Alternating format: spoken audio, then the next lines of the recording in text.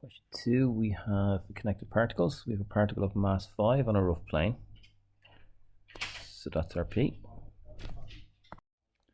And we have Q connected by this string. So we have tension in the string and we have an angle of 30. So show the forces. So Q has less going on. Q has a string and it has 8 kilograms, so the weight is 8g, and that's heavier than 5, so we'll say that 8 is going down, acceleration in this direction for Q. For P, we have the normal reaction. In this direction we're going to have mu or. We have tension in this direction, and in this direction as well we're going to have, the angle is 30. Let's make it a little bit bigger. So we have P, we have mg, and if that is the diagonal, we have our 30 inside. We have mg cos 30 here and mg sine 30 here, and or. So r is equal to mg cos 30. I'll just get what mu r is first. R is equal to 5g cos 30. Mu r is equal to 2/5 of 5g cos 30. The 5's will cancel. Cos 30 is root 3 over 2. So the 2's will cancel. So we just left with root 3g for mu r. Root 3g it looks like for mu r going down the plane. So for the forces, the A is in that direction and my 5g coming down. So we create some equations to solve this. For Q, we're going to get 8g minus t is equal to ma. And for P, we're going to get, it's going in the direction of t minus mu r, which is root 3g, minus, well, we did the forces here, mg sine 30, which is, m is 5, so 5g times 1 over 2 is just 2.5g. So 2.5g is equal to ma, 5a. I'll simplify this first. 8 9.8 or 78.4 minus t is equal to 8a, and over here the value of these two, we get t minus 16.974. I'll just do 97 and then 2.5 by 9.8, just 24.5. I'll just check, equals 5a. So we're going to get t minus 40.47, I think, 41, actually 41.47 equals 5a. And we have minus t plus 78.4 equals 8a. Combining these two equations, I'll get 13a equals, that looks like 37.07. So a is 37.07 divided by 13. I see I've added the 0.07 on instead of taking it away. Might be a lesson in using a calculator. It's 36.93 and that works out to be 2.84 ms to the minus 2 for acceleration. And then subbing back in for tension, we'll get tension is equal to 78.4 minus 8 times acceleration, 2.84, and this is giving me tension to be 55.67. Tension is measured in newtons. Part 3, we're told the string broke after 1 second. So t is equal to 1. Something going on here. find the total distance traveled by P before coming to rest for the first time. So here's P, it's getting brought up, string breaks say at this point, so it's traveled this distance in a second, and then it's going to continue on its journey before stopping, and I don't think it's going to go over the edge. It probably won't go that far, we're not told, and then it'll go back down. So this is the point we're looking for here, these two values x and y added together. So we have acceleration in the last part, 2.84.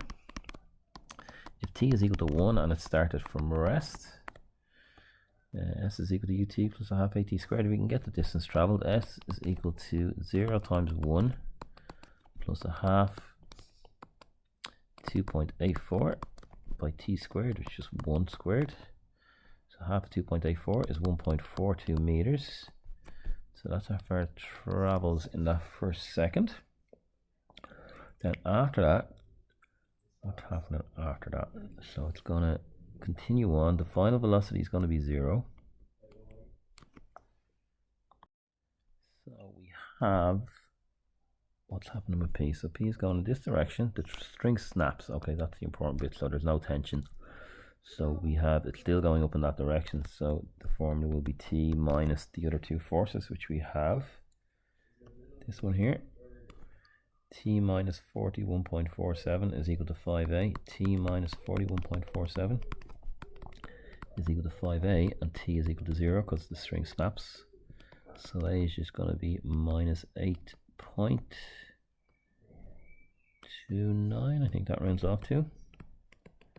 So we have v, we have a. What speed is it traveling at initially?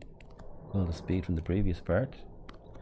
Now we need to get the speed after 1 second. V is equal to u plus at. I think because it's 1 second it will be the same. V is equal to release from rest plus the acceleration times time. So V is 2.84 when the string snaps. So that will be the initial speed, 2.84. And we have S here, V U A S. So V squared is equal to u squared plus 2as. It stops. Its initial speed is 2.84, and we have twice the acceleration of minus 8.29 by s. So bringing this expression to the left will make it positive. So s is equal to what's left on the right hand side divided by what's attached or multiplied by s. 2, and because we brought it to the left, it's become positive. So 2 by 8.29. And this gives 0.49. So it travels 49 centimeters after the string snaps, and the 1.42 meters before. So it travels 1.91 meters. In the last part of this question, we have find the magnitude of the force of the string on the pulley before the string breaks. So we have the tension in the string. I'll just draw it as a triangle going up and down. So we have it going down this way, we have it going up this way. But we need to resolve the horizontal and vertical forces. So I've got my angle of 30. So this is T. On this side here, I have T sine 30, which is equal to T over 2. In this direction going down this way.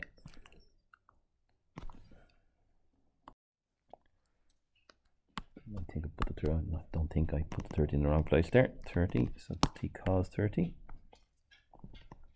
in that direction, which is T by root 3 over 2. And then along here we have T sine 30, which is equal to T over 2.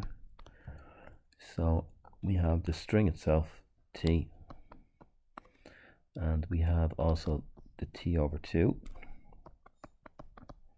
So downward is 3T over 2, and in a horizontal direction we have root 3T over 2. So the magnitude of this, if we visualize it like a right angle triangle,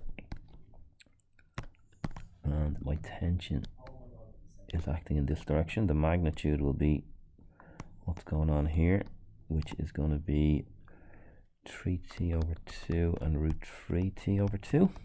So it's going to be the square root, Pythagoras, of 3t over 2 to be squared plus root 3t over 2 to be squared.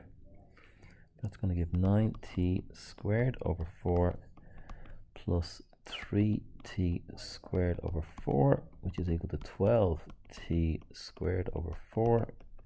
12 over 4, that's 3t squared. So the square root of 3t squared is just the square root of 3 by the square root of t squared. So root 3t is the magnitude of the force of the string on the pulley. And it's measured in newtons.